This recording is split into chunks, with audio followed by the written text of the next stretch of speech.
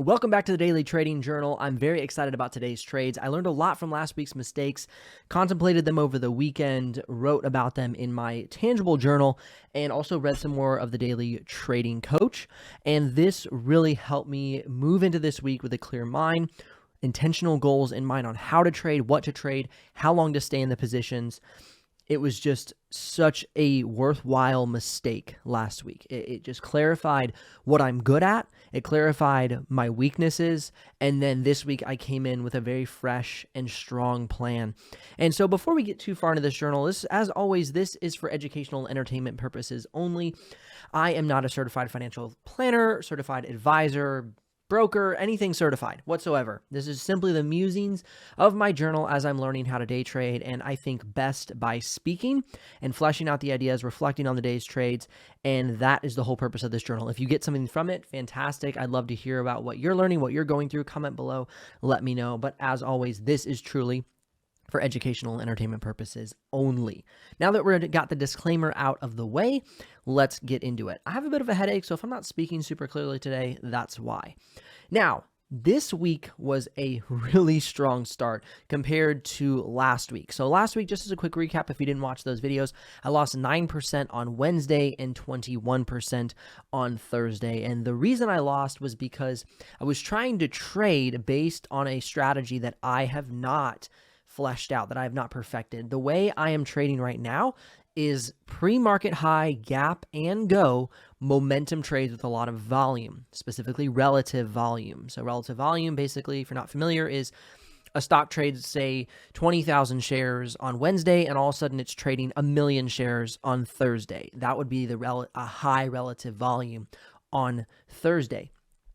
So what I like to do, and let me just pull up into my first trade today so you can see how that went, is look at stocks gapping up pre-market.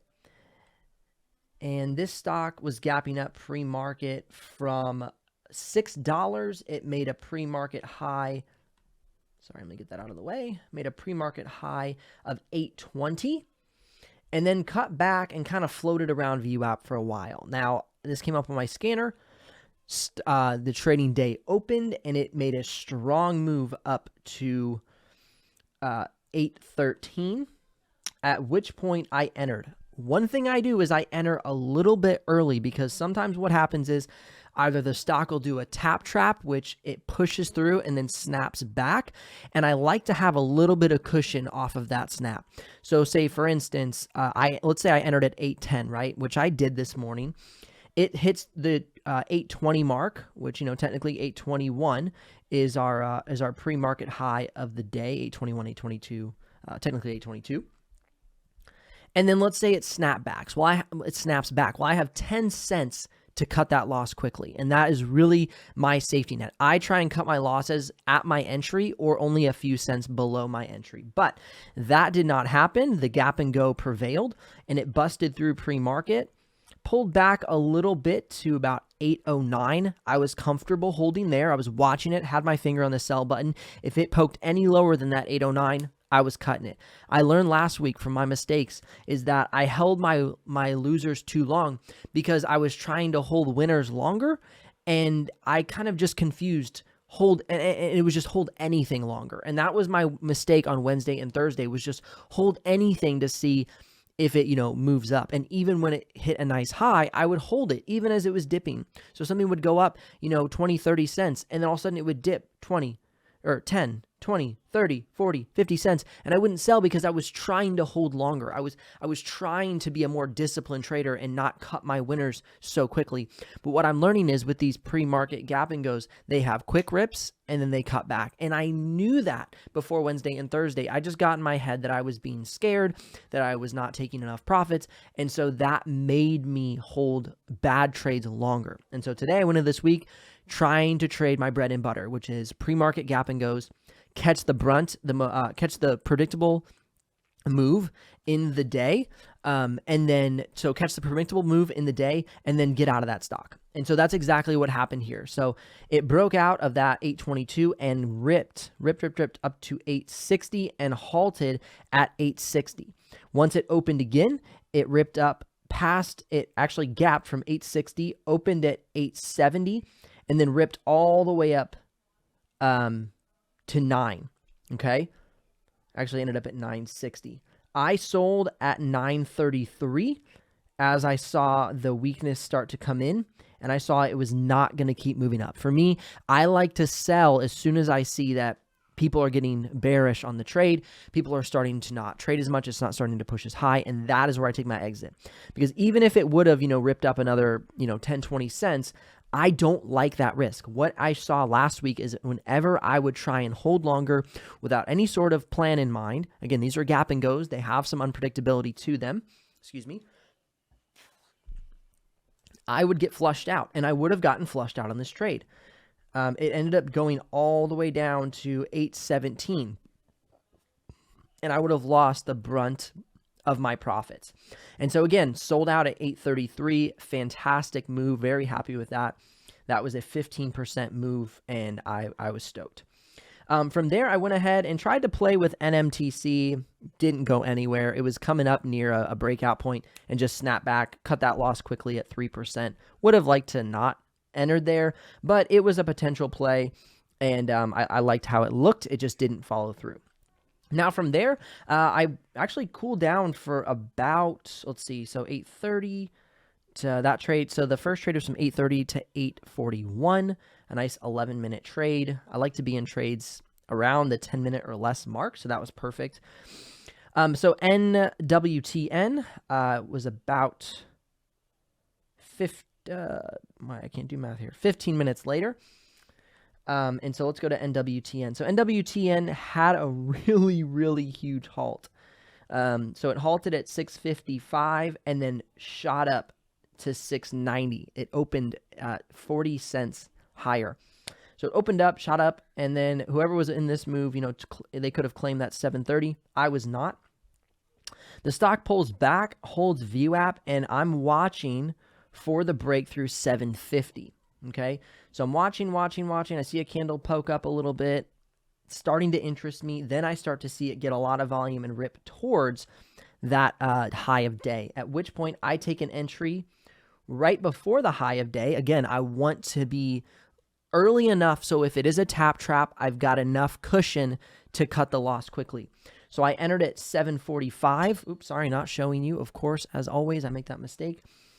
So again, gaps up after the halt, about 40 cents, goes up to almost another $0.50, pulls back to VWAP, makes an attempt, doesn't break through, makes an attempt here on this candle, and then finally breaks through. So for me, right here, I'm seeing an indication that this clearly broke through that resistance level. And now I am going in at 745 just before, let's see, right there, just before it breaks through that resistance level. And so I go through there so I can not be in that tap trap, because that tap trap can go up 10 cents and down 10 cents very quickly. Okay. So I hit that, get in at 745 with a 10 share entry, and it immediately rips up to 785 and halts. So from there, I'm sitting in the halt for about 5 minutes. And then from there, it shoots up to 830, which is where I place my sell order, and it pulls back, and I get a sell order at $8 flat. I was hoping for like $8.10, $8.20, but nailed $8 flat. From there, it gets a little instability and then just cuts back, and this one dies off as well. So again, these are my bread and butter trades. These really fast, high volume, high momentum trades.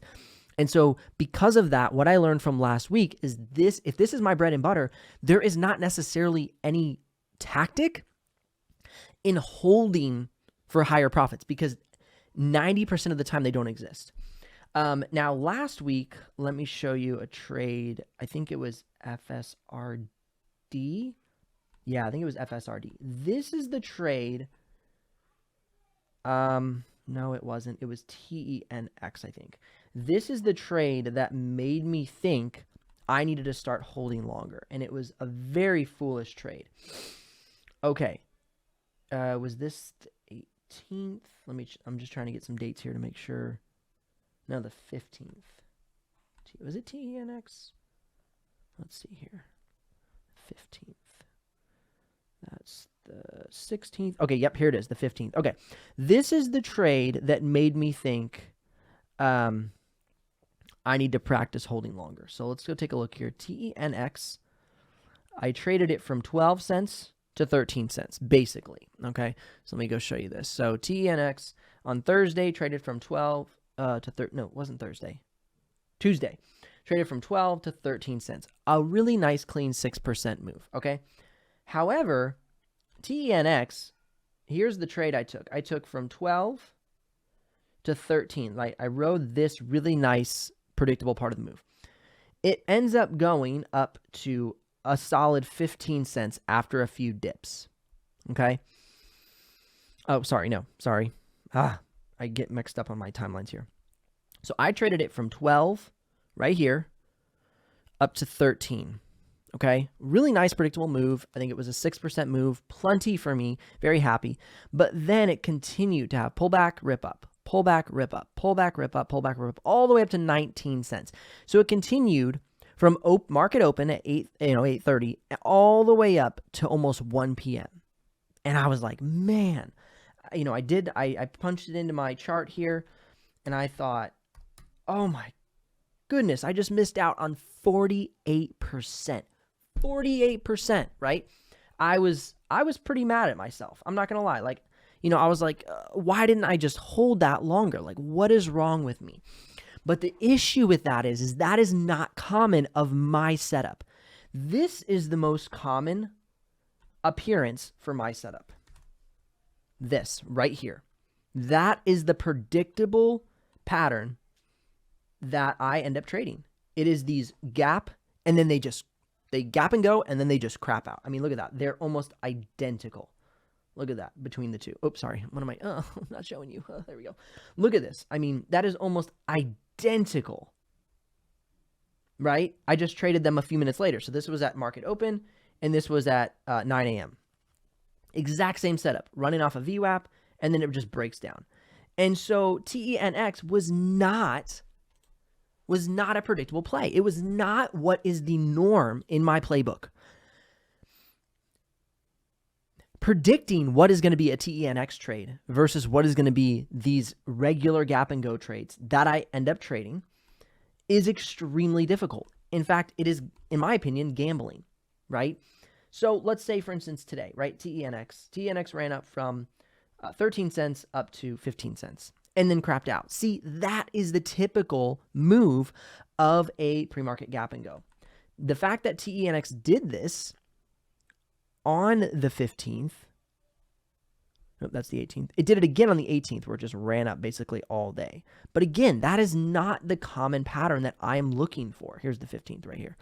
I am looking for a gap and goes, and then they just crack off. And so I've kind of trained myself on this setup to be very disciplined to get in at the breakthrough, ride the 5 to 10 minutes, just find that key fade in volume, and then just exit the trade.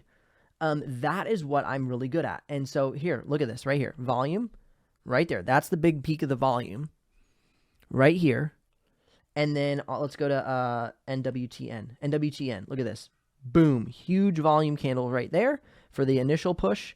And then 2 big volume candles here for the push that I rode. And then just cracks off.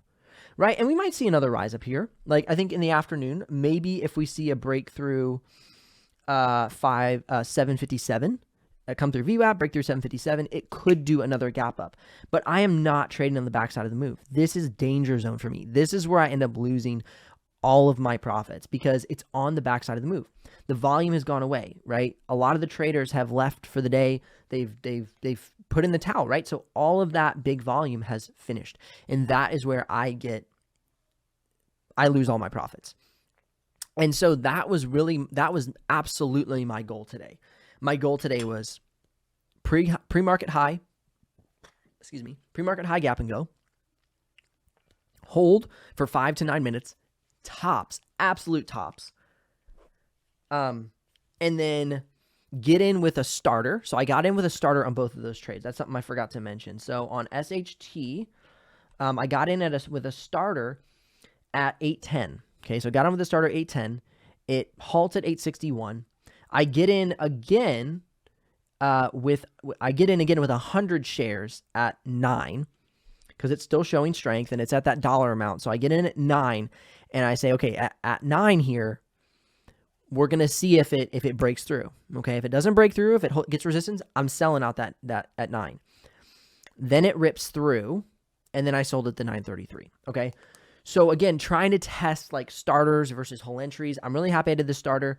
I missed out on a lot of profit because I went in 10 shares instead of 100 shares, but I'd rather play these practicing discipline rather than saying, okay, this is going to be a big one, and just throw in all the coins, so to speak, when I'm trying to become a disciplined, thoughtful trader, not a gambler. This is not gambling. It used to be gambling when I didn't understand how to trade, what setups looked like, what candles even meant. I was literally trading off of line graph patterns, line graph charts, which I know a lot of people do.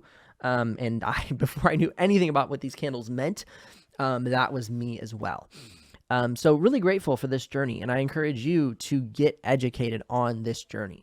I'm only 6 months in, about 6 months in, and I feel like night and day in my knowledge, and I can't wait to continue to do this and continue to gain more knowledge and learn more patterns, learn more setups. But for now, this is my bread and butter, and this is what I'm going to trade well. If I go to do any other patterns or setups,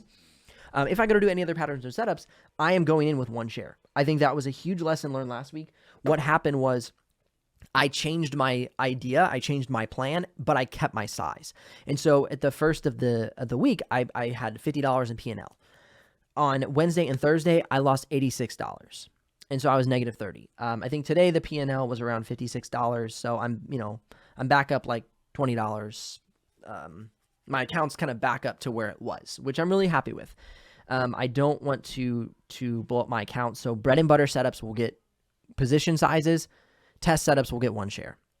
And that is definitely the plan to stick with. More than anything, though, I'm sticking with my plan to trade mainly based off of percentages. So again, 19% gain today, followed my plan, extremely happy with how things went. And it's not because I made 19% on the day. I could have made 4% on the day and been happy. What mattered to me is that I knew what I was doing. I was following my plan. I made very intelligent entries and exits, and I never felt like I was hoping the stock would do something. I entered the stock knowing what it was doing, and I just got on for the ride.